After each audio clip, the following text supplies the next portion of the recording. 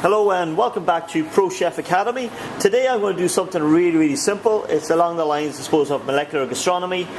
Something really easy to do for making like, I suppose, like caviar or sparification. But what I'm going to do is, I don't have my bath here now.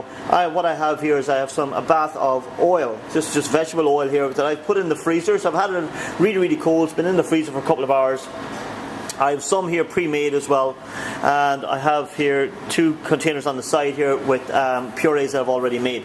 My setting agent is going to be agar, and it's just a matter of, I have 2 here. I have a balsamic and I have a red wine reduction, which I've heated. You heat your liquid, you add some of your agar to it, and then you use your a syringe here while it's still warm here, and just a matter of dropping then into the bath there.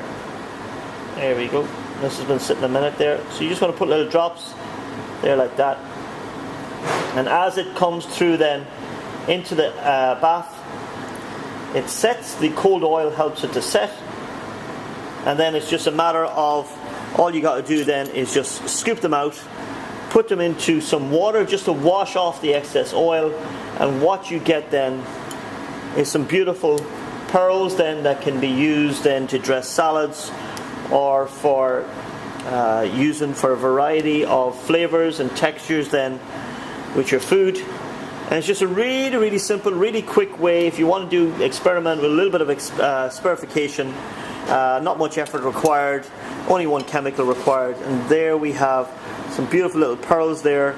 Like I said, a red wine reduction, and I have a balsamic there as well, variety of sizes there as well. And it's just a nice way, the introduction, something different, something to work with. I hope you like this. A very simple video. I hope you like this. If you did, please like, subscribe and share, and we'll see you soon again. Alright, thank you.